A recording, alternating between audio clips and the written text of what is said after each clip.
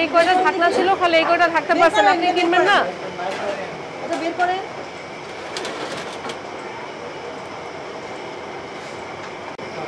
একটা ঢাকা র্যাক বানান। ঢাকা দেখেন, আপনি এসিও লাগাইছেন, আপনার টাকা কম নাই, তা ঢাকনা খুলে কেনার শুধু টাকা নাই আছে, তাহলে কিনেন নাই কেন? বাসায় কি ঢাকনা খাবার কেন জানেন? শুধু ময়লা না, মাছি বসবে, তেলা পোকা উড়ে পড়তে পারে, বিভিন্ন সমস্যা হতে পারে, এগুলো করা যাবে না। ঠিক আছে, লাইসেন্সটা একটু দেখান। ঢাকা নাই কেন খাবার? আর লাইসেন্সটা দেখান। লাইসেন্স ছাড়া তো চালাতে পারবেন না? লাইসেন্স ছাড়া কি বৈধ না অবৈধ এটা বলেন?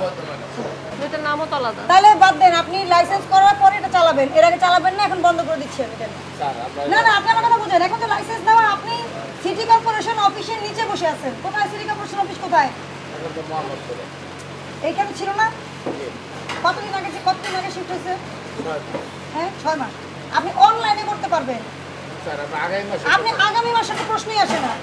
না না, আপনার আগামী মাসে প্রশ্ন। আজকে শুক্রবার। আমার এত কিছু আমি বুঝতে চাই না। আপনি অবৈধ বিজনেস চালাইছেন, এই জন্য আপনাকে আমরা বিজনেস করতে দিব না। এটা হচ্ছে আমার কথা। এই মামলার কাগজ লিখতে বলো। হ্যাঁ, আচ্ছা, কি বলে, ফ্রিজ আছে? ফ্রিজ আমাদের কারখানার বাইরে কাজের এগুলো রাখেন কোথায়? বাসিগুলো আমাদের এখানে কোনো বাসি। হ্যাঁ, কাঁচা মাছ মাংসের সাথে রান্না করা জিনিস রাখা যাবে না, এগুলো করা যাবে না। আপনি আমাকে আমাদের ভোক্তা অধিদপ্তরের অফিস কোথায় বলেন? জানেন না? তাহলে তো আপনি কিছুই জানেন না।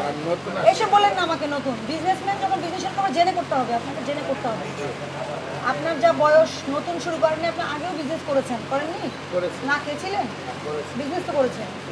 তাহলে বিজনেস করলে যে একটা লাইসেন্স দিতে হয়, নিয়ম মানতে হয়, এটা আপনার বোঝার জন্য আপনি এটা অনেক এই বয়সটা আপনার অনেক আগে পার হয়ে আসছে।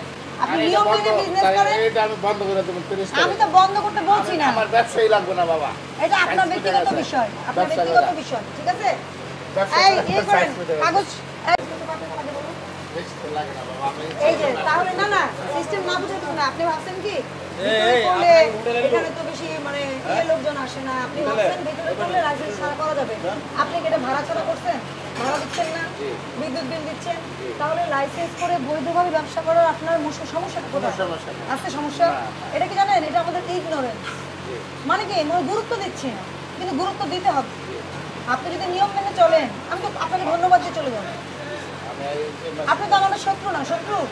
হ্যাঁ, আপনি তো আলু পেঁয়াজ বেচতেছেন না যে এখন বেশি দামে, সরকার যা রেট দিচ্ছে বেশি দামে।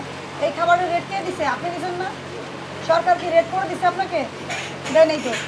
হ্যাঁ, তাহলে আপনার বিজনেস করার ইন্ডিপেন্ডেন্স আছে। আপনি কিন্তু স্বাধীনভাবে ব্যবসা করছেন, কিন্তু অবৈধভাবে করছেন। সমস্যাটা এখানে, আর কোনো সমস্যা? আপনি দ্রুত জরিমানা পরিশোধ করেন, আর রবিবার আমাকে কাগজ দেখে আসবেন।